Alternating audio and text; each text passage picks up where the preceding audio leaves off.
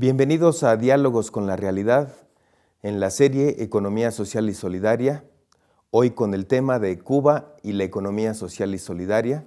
Tengo el gusto de conversar con Patricia Rodríguez Alomá, directora del Plan Maestro de la Oficina del Historiador de la Ciudad de La Habana, desde donde se promueven y articulan una serie de emprendimientos privados y nos muestra la articulación del Estado como promotor de la economía social y solidaria en ese querido país del Caribe que es Cuba, y también Rafael Betancourt, que es profesor del Colegio Universitario San Jerónimo de la Universidad de La Habana y también es consultor en proyectos de economía social y solidaria y de responsabilidad social.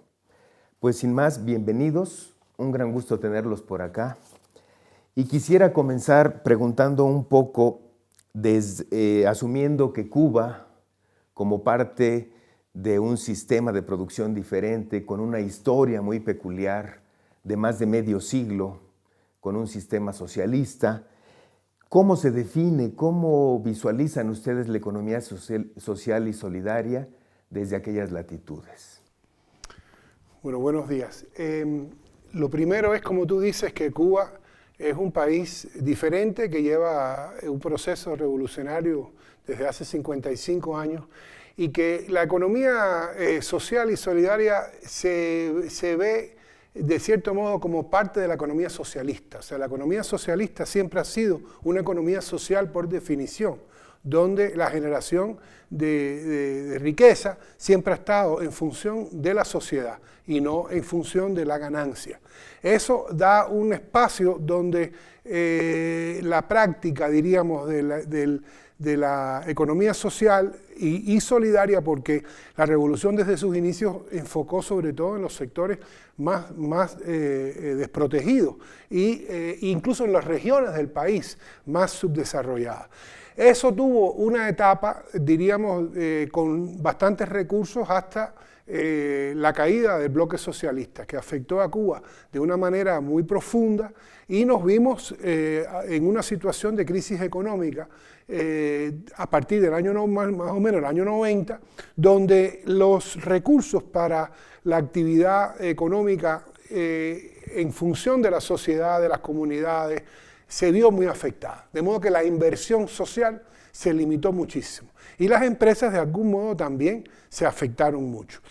Ahora, desde los años 2008 para acá, hay un proceso de transformación en Cuba, donde ha crecido el sector privado, donde ha crecido el sector cooperativo y donde se vislumbra un sistema económico donde conviven el mercado con la planificación, la empresa social, la empresa socialista, la empresa estatal, que continuará siendo las empresas estatales llevarán las actividades económicas más estratégicas, las industrias, los sectores que conducen realmente al crecimiento de la economía en su sentido macro, pero que queda mucha población, mucho empleo, muchas comunidades donde la presencia de la cooperativa cada día crece más y donde el sector privado también está creciendo.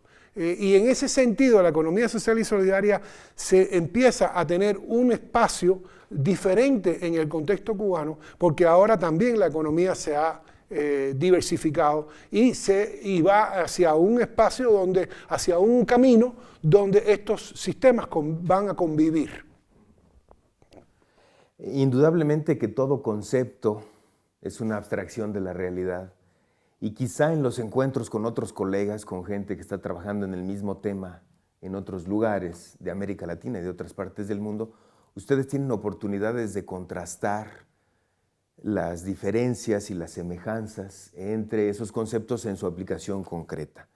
Patricia, ¿qué nos dirías tú de las repercusiones que este sistema, claramente diferente al resto de los países de América Latina, ha tenido sobre el pueblo cubano y su disposición, sus logros y también sus limitaciones para realizar estos emprendimientos desde esta óptica de la economía social y solidaria? Sí, bueno, reafirmando lo que comentaba Rafa hace un momento, nuestro propio sistema social, hay dos palabras ahí muy interesantes, que es social y solidaria, ¿no? el propio sistema social ha tendido hacia una repercusión en la sociedad y en los beneficios generales a la sociedad. Y por otra parte, Cuba se ha destacado casi desde el inicio por ser un país extremadamente solidario. Eso hace, pienso yo, que los cubanos, en sentido general, tienen desarrolladas esas dos conceptos fundamentales para el desarrollo ya más amplio de la economía social y solidaria.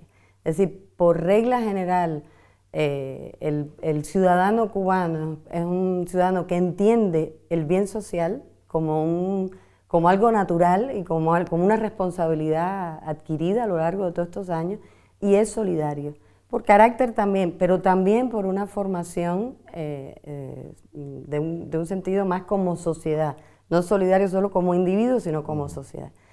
En estos encuentros y en estos eventos, es primera vez que yo asisto a un evento de economía social y solidaria, porque realmente yo trabajo en una institución que se dedica al desarrollo integral de un territorio, y precisamente nos estamos dedicando a ese desarrollo integral de un territorio a partir de la crisis de la caída del bloque socialista. Se cae el bloque socialista, el Estado de su presupuesto como un mecenas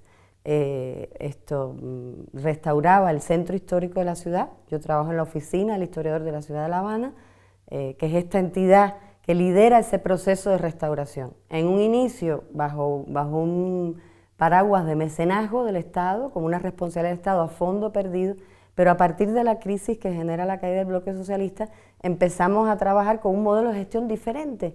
Nadie dijo cómo había que hacerlo, solamente hubo un apoyo desde el Estado, descentralizando la economía en ese territorio y delegando en esa institución una serie de competencias y diciendo que la oficina de la historia era el representante del Estado en ese territorio. A partir de ahí empezamos a desarrollar un modelo que fuimos aprendiendo haciendo, donde se generaron una serie de empresas estatales, pequeñas empresas estatales, cuya misión era generar recursos económicos en ese territorio y reinvertirlos en un proceso de desarrollo, que obviamente una parte de esos recursos fueran a incrementar esa posibilidad de tener ganancias para seguir reinvirtiendo en ese territorio, y otra parte importante a programas sociales. Cuando uno hace un análisis de estos 20 años que hemos estado trabajando así, te das cuenta que el 56% ha sido destinado a obra social y el 44% a mantener esa planta productiva. ¿Va? Y hacíamos eso así de manera natural, y fue algo que es otra característica que tiene el cubano, que por fuerza, por las mismas circunstancias que ha atravesado el país, se ha visto obligado, que es innovar. O sea, el cubano es una persona innovadora, lo inventa todo para sobrevivir, como es natural, a nivel individual y a nivel colectivo. Entonces, en este caso, pues nosotros innovamos para poder seguir rehabilitando el centro histórico. Se dio ese paso de innovación que fundamentalmente fue descentralizar y crear un sistema empresarial cuyas ganancias se destinaran a seguir produciendo y a beneficiar a la población local. Entonces, cuando más adelante venimos a estos congresos o empezamos a estudiar ya bibliografía, etcétera, más asociada al tema del nuevo escenario de los nuevos emprendimientos privados, que se abre a partir de los lineamientos de la política económica y social del partido, que son publicados en el 2011. Cuando empezamos a estudiar todas esas posibilidades que había de incorporación de esta fuerza emergente, que son estos pequeños emprendedores, nos empezamos a dar cuenta, y lo he reafirmado en este evento, de hecho lo comentábamos ayer en una de las sesiones de trabajo, que nosotros hemos estado haciendo economía social y solidaria desde el sector público, desde el Estado. Desde que se decidió descentralizar, crear un sistema empresarial que beneficiara a la población local, ya eso tiene un concepto de economía social y solidaria.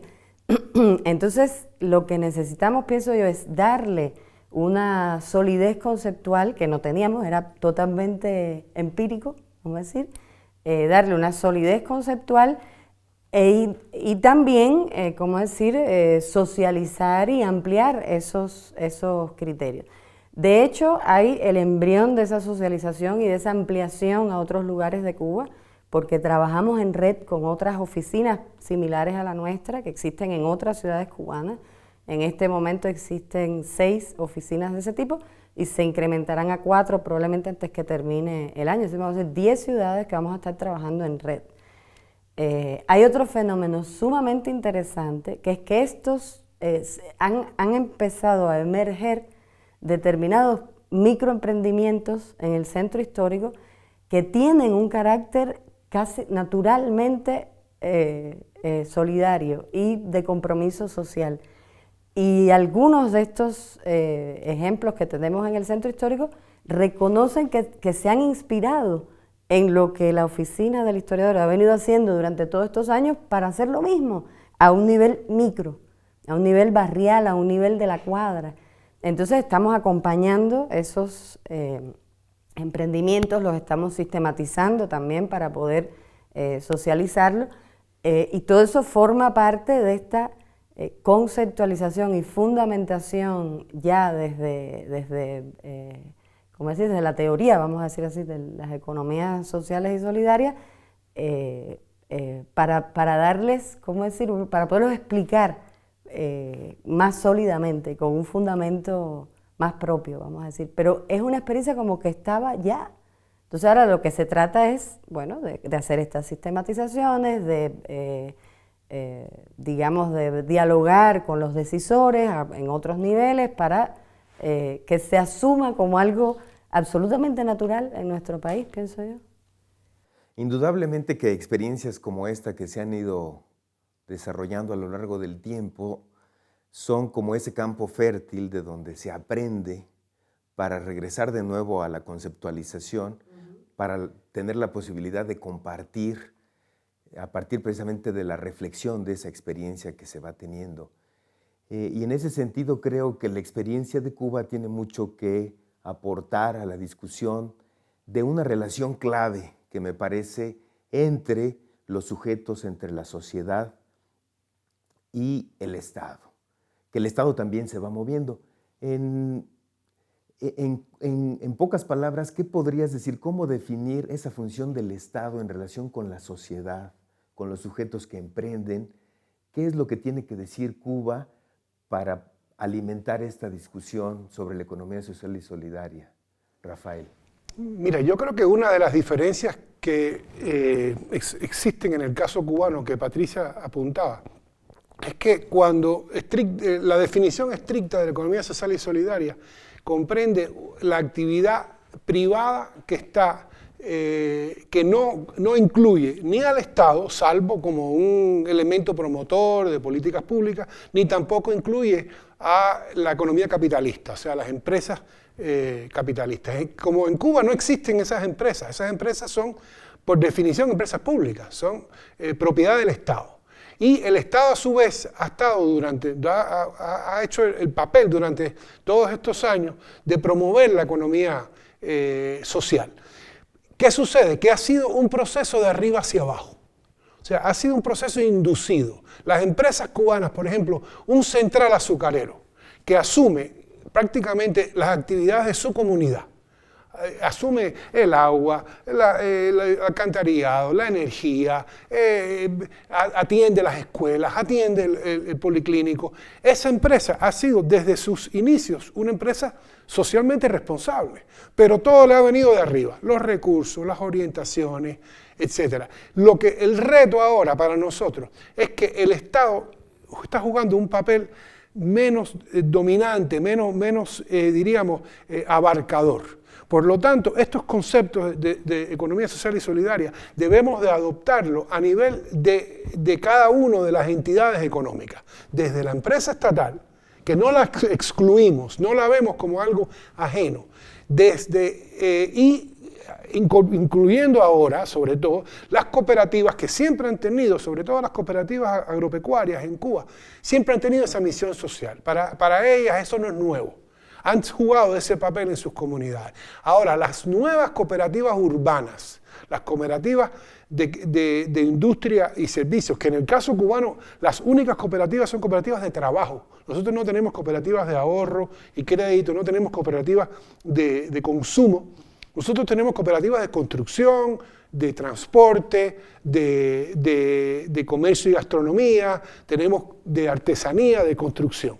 Esas cooperativas ahora deben de asumir estos valores. Y lo pueden hacer porque ha sido natural, ha sido parte de nuestro ADN.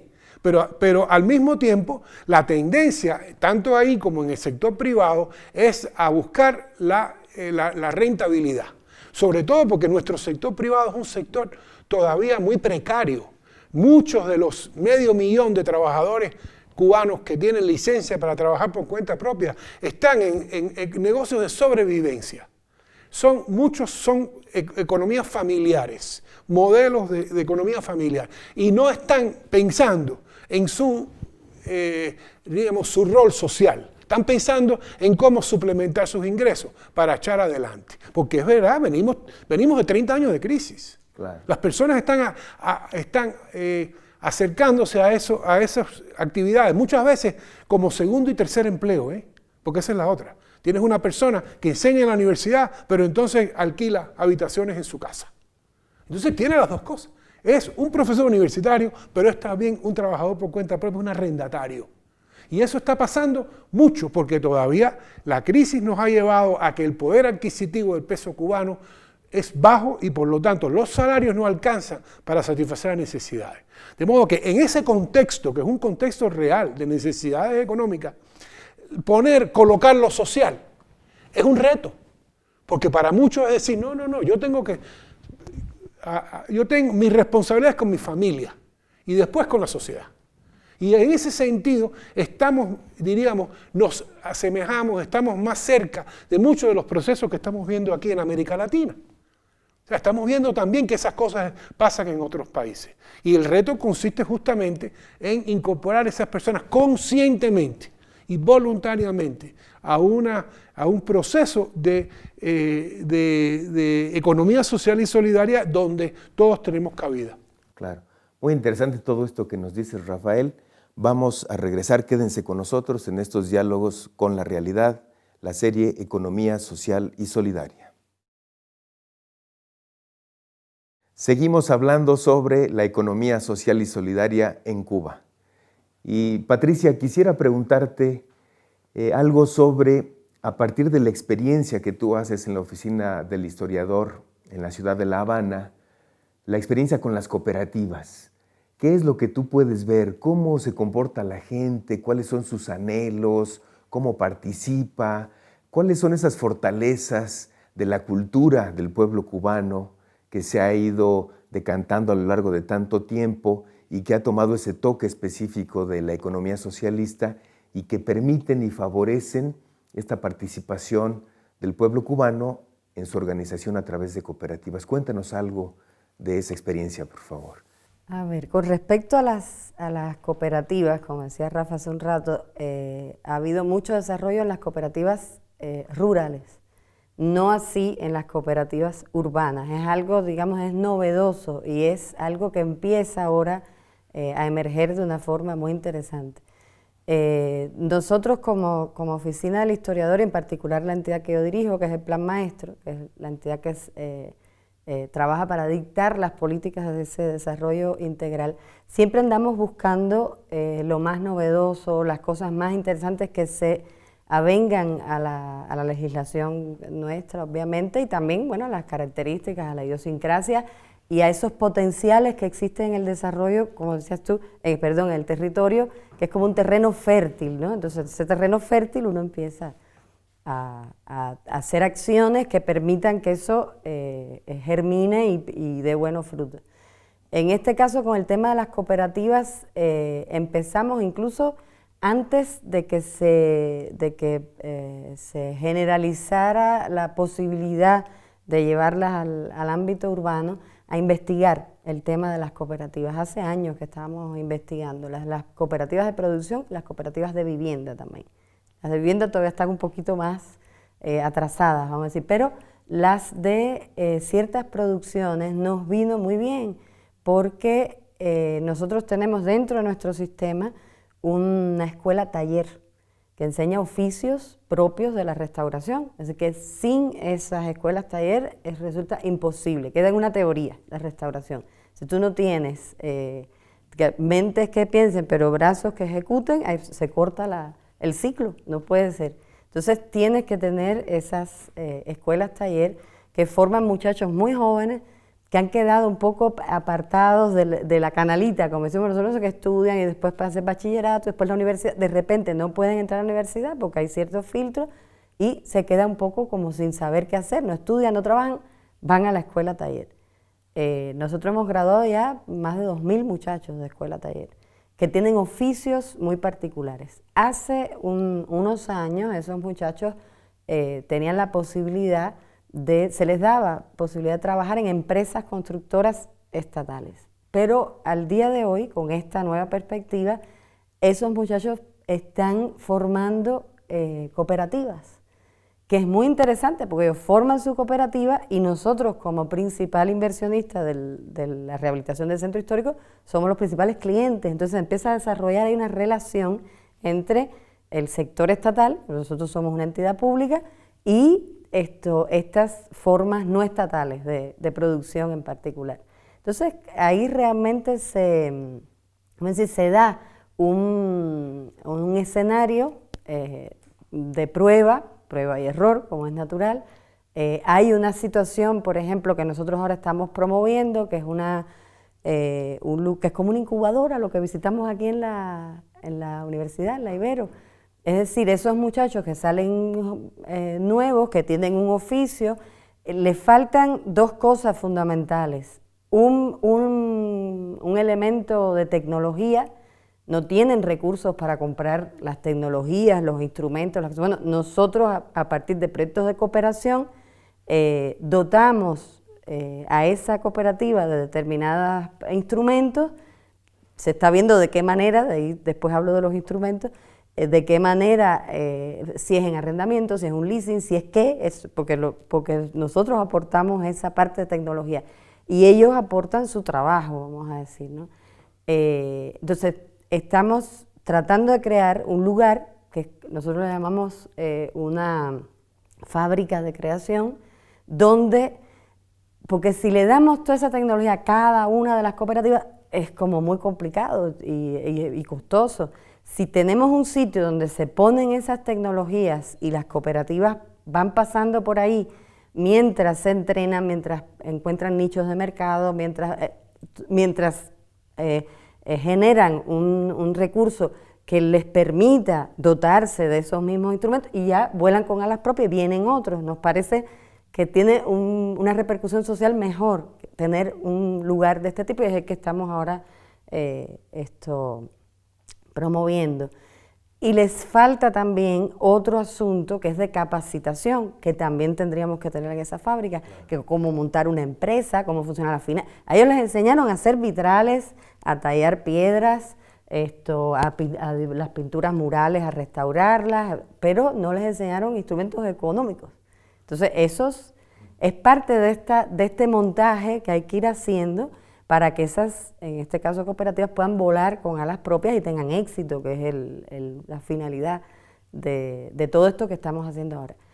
También los instrumentos hacen falta para otras manifestaciones que hemos tenido. O sea, nos reunimos sistemáticamente con todos estos trabajadores por cuenta propia o del sector no estatal, arrendadores para hospedaje, que hay muchísimos, un tipo de hospedaje muy simpático que no es solo el B&B que se usa ahora, que ya nosotros lo tenemos hace tiempo también, el B&B.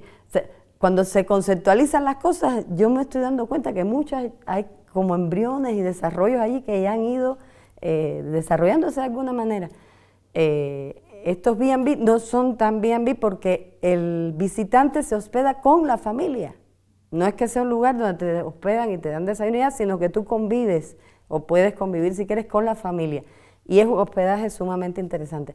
De esos hay muchísimos en La Habana Vieja. En este momento está alrededor de 1.000 habitaciones en 214 hectáreas, son unas cuantas, operadas por el sector no estatal, vamos a decir. Y nos reunimos con ellos y en muchas ocasiones nos dicen, ¿cómo podemos hacer? Nosotros queremos aportar, queremos ayudar a la escuela que está en el barrio o a la casa de los abuelos, que hay un sistema barrial de lugares donde los abuelos pasan el día y se les da atención médica, etc. Entonces, necesitamos conocer más de todas estas cosas para ver con qué instrumentos económicos, organizativos, bajo qué formatos podemos ayudar a las personas a que se organicen, pero son personas que quieren cooperar.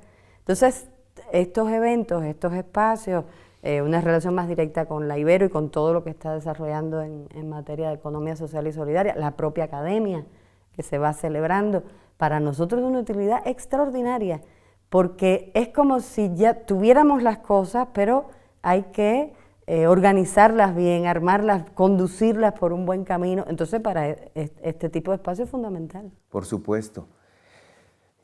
Precisamente esa experiencia es la que va permitiendo visualizar, digamos, el futuro concreto de la economía social y solidaria con sus características específicas y también abierto al diálogo con otras experiencias de otros países y de otras regiones. Ya hablábamos un poco de la relación entre estos emprendimientos y el Estado, Rafael. Creo que incluso dentro de la propia sociedad en Cuba habría que pensar en otras dos relaciones que son fundamentales, con la academia y con otras empresas. Vistas estas necesidades que Patricia nos planteaba de tecnología, de capacitación, de sistematización, de organización, ¿qué puede aportarse desde allá? Tú que tienes, digamos, los pies puestos en la academia y en la asesoría a las empresas. Mira, yo creo que lo que más nos falta es la articulación de todas estas entidades entre sí. Y te voy a añadir una de la cual no hablaste, que es otros actores de la sociedad civil. Porque nosotros tendemos a pensar, incluso en Cuba, que los únicos actores económicos son las empresas, las cooperativas y los privados, que tienen negocios privados. Pero hay un sector muy importante que tiene que ver con las ONGs cubanas que nacieron dependiendo de la colaboración internacional y hoy han desarrollado su capacidad de autogestión. Están los grupos y los grupos comunitarios, están los proyectos emprendidos por la iglesia o las iglesias. Todos ellos constituyen ejemplos de actividades que forman parte de la economía social y solidaria. Nosotros no lo hemos reconocido tanto desde la academia ni desde el gobierno, pero uno de los retos es justamente darnos cuenta de la diversidad de actores y conformar aquellas oportunidades de trabajar en conjunto, espacios de concertación. Por ejemplo, lo que se está haciendo en la provincia de Pinar del Río, que en una época, en la época de la República, se le decía la Cenicienta porque era la más pobre. Lo que está haciendo la provincia, su gobierno y su universidad es verdaderamente asombroso, porque están liderando no solo a nivel de la provincia, sino en los municipios, haciendo planificación participativa para incluir a todos los diferentes actores económicos en ese territorio en función del desarrollo local. Entonces, eso significa que cuando un hospital, que a lo mejor en un municipio es prácticamente la principal industria, ¿no? Un hospital que es estatal y que compra sus suministros y tiene una cadena de suministro dictada por el Ministerio de Salud Pública y con empresas y camiones y todo lo demás para suministrar ese hospital. Pero ese hospital al lado tiene personas que cosen, que tejen, que pueden hacer ropa de cama y tienen organopónicos o fincas urbanas que producen vegetales y tienen toda una serie de posibilidades de suministrar y apoyar la economía local. Entonces, esas cadenas de producción y cadenas de valor están en este momento ausentes. Y por lo tanto, yo creo que uno de los retos mayores para nosotros es empezar a mirar de manera integral la economía y la sociedad, el territorio. Y en ese sentido yo te diría que la academia juega un papel principal y te apunto en el caso de la Universidad de Pinar del Río y de las cosas que ellos están haciendo porque están innovando de nuevo en articular esas cadenas de producción local, esas cadenas de valor en función del desarrollo local. Muy bien.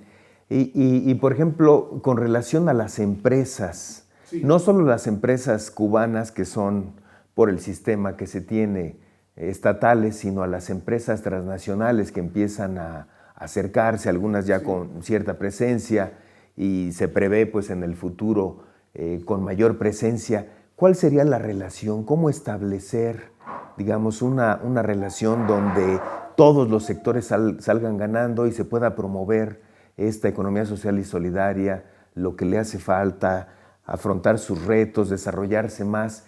¿Ven posible ustedes una colaboración entre las empresas y las microempresas o los emprendimientos sociales? Mira, eso también, en mi opinión, constituye un enorme reto. En este caso, la inversión extranjera ya está presente en Cuba desde hace 30 años, pero ha tenido un enfoque más bien de enclave. O sea, está la empresa que está, por ejemplo, en la minería o en la energía, o algunos hoteles que están en calidad de inversión mixta, pero casi todas las inversiones hoy por hoy en Cuba son mixtas. O sea, el Estado es dueño del 50% de las acciones, de modo que no son transnacionales que están ahí por su cuenta en 100% de capital. En ese sentido, la parte cubana de la empresa mixta, diríamos, ha tenido, a mi opinión, poco espacio y poco interés de suministrarse localmente, con una excepción. Los hoteles y el sector hotelero y turístico hoy en día está promoviendo mucho más las compras de las cooperativas agropecuarias, de las cooperativas, porque hasta los campesinos privados están asociados en cooperativas de crédito y servicio. Entonces, están fomentando la agricultura local y la producción local de alimentos, porque están comprando donde antes importaban los alimentos. En otros sectores no es así. O sea, hay mucho todavía esta mentalidad de enclave, y lo que yo necesito lo importo, con excepción de la fuerza de trabajo, la energía, el agua, etc. Yo creo que hay mucho que se puede hacer para articular la economía social y solidaria vista desde el punto de vista de los sectores no estatales con estas empresas, que además desde el año 2014 hay una nueva ley de inversión extranjera que promueve más negocios y por lo tanto va a haber más oportunidades de hacer esto. Muy bien, muchas gracias. No se vayan, estamos hablando diálogos de la realidad, la economía social y solidaria en Cuba. Estamos hablando sobre la economía social y solidaria en Cuba en esta serie de diálogos con la realidad sobre economía social y solidaria. Y bien, quisiera que nos comentaran un poco, Patricia, cuando va uno como visitante, como turista a Cuba, que es por definición a lo largo de toda su historia un pueblo muy cálido, un pueblo muy receptivo, un pueblo muy cariñoso, uno va con los ojos del turista y no sabe exactamente qué va a encontrar, tiene muchos prejuicios seguramente, y quizás su mirada no alcanza a distinguir estas nuevas configuraciones de la economía social con la economía estatal, con la economía privada. ¿Qué cabe esperar? ¿Qué experiencias tiene uno, por ejemplo, en el transporte, en el arte, en los servicios turísticos? ¿Qué nos puedes hablar de ello? ¿Cómo se están reconfigurando esta nueva manera de ser del pueblo cubano en la economía? Sí, realmente para uno que llega de afuera es difícil distinguir esto que dices, ¿no? O sea, si algo es de administración estatal o si algo es de administración privada. Porque realmente estamos como una especie de tránsito, estamos cambiando, estamos adaptando nuestro modelo a un escenario diferente. Entonces hay una diversidad grande, diría yo, de manifestaciones de este tipo. En el caso del turismo, bueno, ya lo comentamos, o sea, están los hoteles de mayor porte, son estatales, y este otro tipo de modalidad que es muy simpática y muy muy agradable al visitante, pienso yo, porque logra conocer el país en sus detalles y en su profundidad, pero también muy interesante por la derrama que provoca al barrio. Es decir, el que arrienda una habitación de hotel, en su casa, perdón, da empleo a una serie de personajes o personas del barrio que a su vez aumentan su capacidad adquisitiva y pueden consumir en otros servicios que se van instalando en el barrio. Es decir, que es difícil yo lo entiendo, para nosotros, o sea, los cubanos somos los que generalmente los llevamos a ver, mira, vamos a tal sitio, vamos a tal lugar que es un lugar interesante, vamos a tal restaurante, un bar que cocina muy bien y es de administración privada. Nosotros somos como unos guías, vamos a decir, de esas nuevas manifestaciones, nos convertimos en una especie de guía.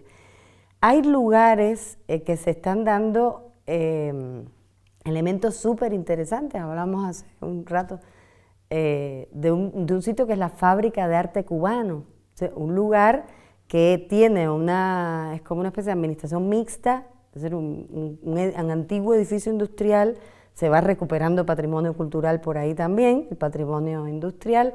El Ministerio de Cultura apoyó en las primeras restauraciones, recuperación, la gestión del inmueble, que era un antiguo almacén, todo eso participó el Estado a través del Ministerio de Cultura. Y un grupo de artistas, hay un staff de dirección de aquello, que es un fenómeno extraordinario, dirige aquello y coordina toda la programación y todas las cosas. Ya ellos están en un punto que están abiertos 3 meses y cierran 1 mes. Con las ganancias que han obtenido, generan como decir, mejoras al lugar. Allí se reúnen todas las artes, está el cine, está la fotografía, la pintura, la música, el teatro, la moda, todo, en un gran edificio con una programación súper interesante. Entonces ahí hay un modelo como de articulación y de economía mixta, hay hasta gastronomía de arte, vamos a decir, o como cosas avant-garde con respecto a la gastronomía, a la cotelería, etc. Es un sitio realmente es como una especie de laboratorio también donde todos vamos a aprender allí. Hay algo que caracteriza el subdesarrollo, que hay 2 aspectos que caracterizan el subdesarrollo. Uno es la falta de articulación, o sea, la desarticulación, que cada cual tira para su lado, y somos países subdesarrollados. Entonces, un gran reto y un gran desafío es cómo articular todo aquello y cómo todas esas cosas hacer en Cuba con las economías sociales y solidarias lo que sucede en la Fábrica de Arte, o sea, cómo todo va apuntando en una dirección y genera una sinergia que permite crecer. Y el otro problema que tiene el subdesarrollo también es la desmemoria. Es decir, casi siempre se está investigando, lo ha investigado, creando, lo ha creado, inventando, lo ha inventado. Entonces, eso lo comenta mucho el historiador de la ciudad, Eusebio Leal, que es un defensor de la memoria. Usted está obligado a partir de lo que ya está creado y a partir de ahí ir añadiendo valor, añadiendo conocimiento, eso apunta al desarrollo. Y en ese sentido la importancia, yéndome un poquito más, de sistematizar todas estas cosas para poder mejor articularlas. El gran reto es conocerlas bien para poderlas articular, las del país y las de fuera del país. Y para poder bien sistematizar y poder sacar lecciones de esas experiencias, necesitamos conocer no solo lo bueno, ayer lo decía en una sesión de trabajo, sino también lo que no se hizo bien, los errores que se cometieron. De ahí se aprende a veces mucho más que de los aciertos. Entonces tenemos que tener también esa capacidad de autocrítica, ¿no? Y de crítica, para lograr el principal objetivo, que es aprender y sobre todo aprender a articular, diría yo, porque este fenómeno tiene mucho que ver con la articulación, y si trabajamos por la articulación, estamos trabajando por salir de su desarrollo. Por supuesto. No cabe duda que La Habana es una ciudad fascinante en muchos sentidos, por su historia, por su capacidad de producción artística, por todo lo que ofrece, y que a los ojos de quien va por primera vez, pues es algo deslumbrante en muchos sentidos. Pero no menos indudable es que Cuba, pues es mucho más que La Habana. Y entonces en ese sentido quisiera que Rafael nos comentara un poco de otras experiencias, quizá un poco más hacia el medio rural, más allá de la gran ciudad que es La Habana. ¿Cómo se está viviendo? ¿Cómo se está organizando la gente? ¿Qué puede ofrecerle a los visitantes de estas experiencias de economía social y solidaria? Justamente, nosotros estamos empezando a trabajar el concepto de turismo sostenible y responsable. Y hicimos un primer taller en Pinar del Río, en un lugar maravilloso que se llama Parque Nacional La Guira. Y ahí entre los panelistas estaba un profesor de la Universidad de Pinar del Río que fue el creador del proyecto Las Terrazas. Las Terrazas es un proyecto que tiene una serie de aspectos muy interesantes. Era un lugar extremadamente pobre y deforestado. Las familias que vivían ahí vivían del carbón. Y habían, entre ellas y todos los proyectos estos empresariales anteriores, habían deforestado esas lomas que están más o menos a 1 hora de La Habana. Y el proyecto comenzó como un proyecto ambiental de reforestación, de darle condiciones de vida a esas familias en extrema pobreza, y de la creación de una comunidad artística, una comunidad a partir de una belleza natural extraordinaria, ríos, montañas, y crear un espacio de recreación. Se fabricó un hotel precioso que se llama el Hotel Moca, que está construido entre los árboles, y muchas casas, muchos de los edificios que se construyeron para vivienda de esos campesinos, empezaron a gestar también proyectos privados, proyectos particulares de negocio, en gran medida alrededor del arte, artistas, pintores. Ese es el sitio conocido por la música de Polo Montañés. Polo Montañés, el cantor cubano de música campesina, tenía una casa, murió lamentablemente, que ahora es un museo de Polo Montañés. Ese proyecto, que comienza como un interés del Estado de recuperar el medio ambiente, de darle condiciones de vida a una población muy, muy pobre, se ha convertido en un proyecto emblemático, porque recibe mucho turismo. Ese turismo nutre ese propio proyecto y a su vez demuestra que hay otro tipo de turismo que no es sol y playa.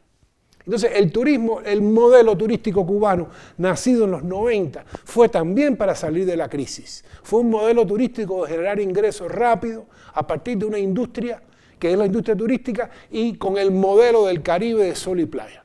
De modo que muchos de los turistas van justamente a las áreas con estas características, a las playas de Cuba. Y ahora hay mucho más. Hay turismo urbano, hay turismo de recorrido, hay turismo rural, hay turismo agroturismo, agroecológico. De modo que ahora otro reto interesante, ahora por delante, es desarrollar otro tipo de turismo. Y yo tengo hasta la ilusión de poder aportar a un modelo turístico diferente para el Caribe, para México, en el sentido de que no es el turista depredador que llega y a una arquitectura que incluso destruye el medio ambiente, las playas, por la forma que se ha hecho, sino hacerlo desde otro punto de vista. Ya el turismo cubano, la planta turística, los hoteles, se han ido construyendo con otra conciencia, porque en realidad, como no teníamos turismo hasta los años prácticamente finales de los 80, principios de los 90, ya las construcciones tienen otra concepción. Respetan la duna, por ejemplo, respetan las alturas. Es otra cosa. Pero ahora tiene que venir acompañado de otra conciencia y de otra participación de los actores privados, como es el caso de Viñales, donde casi todo el hospedaje es en casas particulares, donde casi toda la gastronomía es en casas particulares. Entonces, en ese sentido, ya tú estás viendo la presencia de las diferentes formas de propiedad, diferentes formas de gestión en un proyecto común. Y ahí es hacia donde tenemos que ir, sobre todo cuando miramos el turismo como un turismo que ya no se concentra en La Habana, sino que se esparce por todo el país. Por supuesto.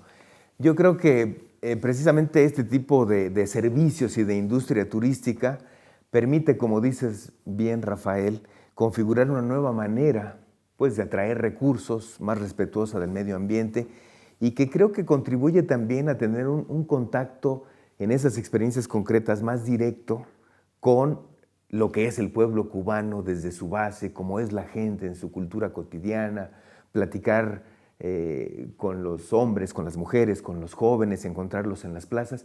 Y eso puede ser también una línea de un enriquecimiento enorme en las dos vías, para el que va, pero también para el que ya está allá y que finalmente aporta algo más intangible y que enriquece la perspectiva de ambas partes.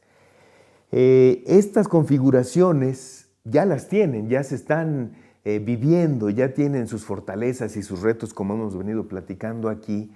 Y entonces, en ese sentido, quisiera preguntarles a ambos, ¿cómo se imaginan la vinculación? ¿Qué es lo que Cuba tendría, por un lado, que ofrecer a partir de quizás sistematizar un poco más, ordenar, organizar más lo que ya está viviendo hacia otros países, hacia otras experiencias? ¿Qué es lo que tendría que ofrecer, por un lado? Y por otro, ¿qué es lo que Cuba quisiera aprender? ¿Qué es lo que Cuba está dispuesto a recibir de las experiencias que se han tenido ya exitosas en otros países, en otras latitudes? Patricia, si quisieras comentarnos algo de esto. Sí, bueno, ofrecer, yo pienso que nosotros podemos ofrecer ciertos ejemplos prácticos que no están, algunos sí están sistematizados. O sea, el propio ejemplo de la oficina donde yo trabajo y esa experiencia de economía social y solidaria que viene desde el sector estatal, no desde el sector privado, es una experiencia interesante porque puede demostrar a otros estados, a otras sociedades, a otros gobiernos, que también desde el gobierno se pueden y se deben, porque hay una responsabilidad, no se puede perder eso de vista. Es decir, cuando tú dices hay que promover este tipo de economía social y solidaria, estamos totalmente de acuerdo, pero en muchas ocasiones el inicio de esta promoción viene por un abandono del Estado. Entonces, no puede ser así. Esto es casi un derecho, debe convertirse en otra opción, pero no que sea solo necesario desarrollarla porque el Estado abandonó una parte de su responsabilidad. Entonces, nosotros podemos transmitir esa idea de que el Estado ha promocionado y lo puede promocionar como parte de su responsabilidad, inclusive para descargarse de determinados, empleos, determinadas cuestiones de índole económica, para poder destinar más recursos a aquellos grupos vulnerables que más lo necesitan, que es para poder hacer una mejor redistribución. Eso es importante desde el punto de vista, eso pienso yo, lo que podemos aportar. Es decir, el Estado, tú puedes hacer mecanismos de este tipo que son muy sinérgicos, además es tu responsabilidad hacerlo. Eso por una parte. Y al revés, o sea, lo que necesitaríamos recibir es fundamentación, conceptualización, para también nosotros retroalimentarnos y poder convencer a una mayor cantidad de decisores en Cuba, porque no todas en Cuba las cosas no son blancas y negras, como muchas veces se piensa por ahí. Hay unos matices de grises, de colores, yo digo que es como un arco iris. Tiene muchos colores y muchas tonalidades, y entonces hay determinados sectores que requieren también de un convencimiento, de una, de una capacitación, pues muchas veces no estás convencido porque no conoces suficientemente cómo es que funcionan las cosas. Entonces, ese elemento, digamos, que nosotros podemos captar, inclusive con ejemplos también de otro tipo, que se han desarrollado en otros lugares y que uno socializa y ayuda a convencer. Es decir, bueno, aquí hemos hecho esto y esto, pero además en este sitio, se han hecho estas otras cosas con estos caminos mal recorridos y con estos caminos bien recorridos. Claro. Yo pienso que la articulación es fundamental. Así como hablé de la articulación interna para apuntar al desarrollo, la articulación con otros es fundamental, Muy brevemente, ¿cuáles serían las perspectivas de vinculación entre Cuba y otros países de América Latina, Rafael? El proyecto que nosotros estamos llevando a cabo desde hace unos 8 años es justamente para fomentar esos intercambios sur-sur con experiencias de otros países donde el tema de economía social y solidaria ha sido más consciente, se han utilizado más estos conceptos y estos términos, se ha estudiado más desde la academia y hemos fomentado intercambios sobre todo con Brasil, Ecuador y México, ahora más con otros países de Centroamérica, Tuvimos la oportunidad de que tú estuvieras en un taller que celebramos en la Universidad de Pinar del Río en julio, y justamente ahí estaban muchos de los que hoy estamos viendo aquí en esta academia, de modo que eso está dando fruto. Y ahí donde vienen las experiencias, ¿qué está haciendo Costa Rica? ¿Qué está haciendo México? ¿Qué están haciendo los diferentes países? Ahora estamos fomentando coordinaciones entre la Universidad de Argentina y las universidades cubanas. Y esa es, yo te diría, la oportunidad que se abre. Y este proyecto que nosotros estamos conduciendo, coordinando, precisamente tiene ese objetivo. Muchas gracias. Brevemente, para despedirnos, Patricia, una última impresión. Es más que una impresión, una reflexión. Yo pienso que hay que mirar mucho las culturas originarias de nuestra región, porque ellos hacían eso desde toda la vida. Entonces también tenemos que ser capaces de esa mirada al pasado, para aprender de esas experiencias. También tienen mucho que enseñarnos. En la visita que hicimos a Quali, no me acuerdo, perdón, a la empresa esta, allí nos explicaron, o sea, lo que hicieron para poder reforestar, para poder reconducir las aguas, es mirar para atrás y ver lo que hacían los originarios de allí. Entonces, ellos tienen mucha experiencia, muchas cosas que enseñarnos también. Por supuesto, hay ahí una enorme ventana de oportunidad de la que siempre tendremos que seguir aprendiendo. Así es que, pues muchísimas gracias. Esto ha sido Diálogos con la Realidad, la economía social y solidaria en Cuba. Muchas gracias.